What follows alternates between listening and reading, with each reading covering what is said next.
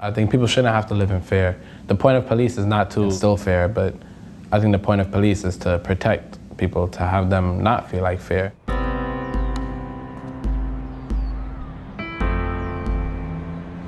My name is Kasim Walters. I'm a senior in high school, and I'm from Flatbush, Brooklyn.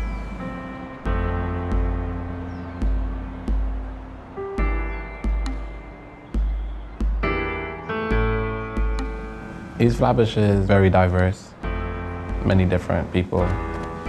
You definitely have your crime, that's a part of it.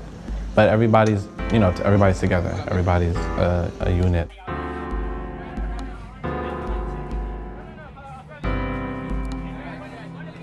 The first time I was stopped and frisked, I was about 13 years old.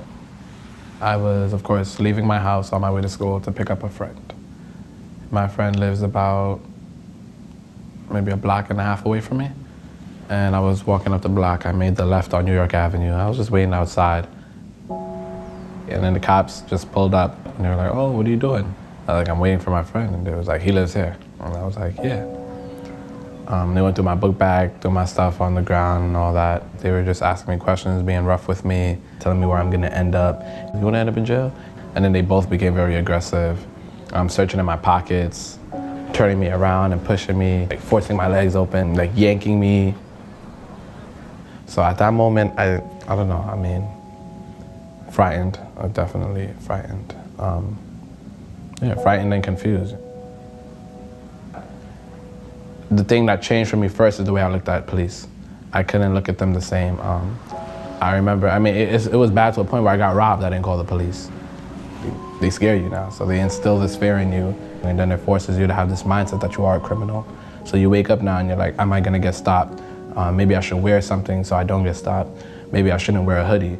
If I see cops, it's like, should I cross the street? I don't want them to think I'm suspicious. Should I stay on the street and get harassed by them? And that's something that you shouldn't have to be paranoid about. I shouldn't have to be afraid of my commute.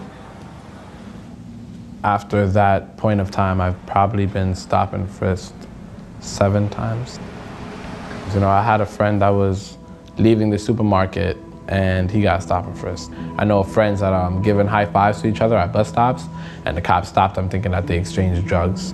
I had a friend coming home from football practice and he had his cleats on and stuff like that, and he was walking with a limp. So I guess because he was walking with a limp and he's a big guy, they assumed he got into some type of altercation and they stopped him. So it's just, the list goes on and on. This is what really made me realize this is not a going to school problem. This is a neighborhood problem. This is you're a young African-American male problem. This is a you're from East Flatbush problem.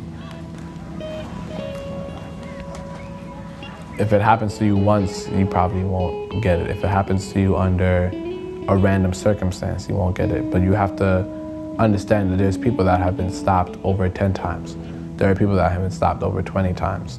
And it's just something that it's dehumanizing. No one has to ever want to go through that, especially when it's done in public, when it's done in front of family members, when it's done in front of your own son or your own daughter or just your own friends. I think the police's job is to get to know us, to make us feel like we can go to them, to make us feel like when we see them, we don't have to walk across the street. When we see them, we can say, "What's up?" without them thinking we mean it sarcastically. When you look around, you should feel safer when you see a cop. You shouldn't feel like you're a target.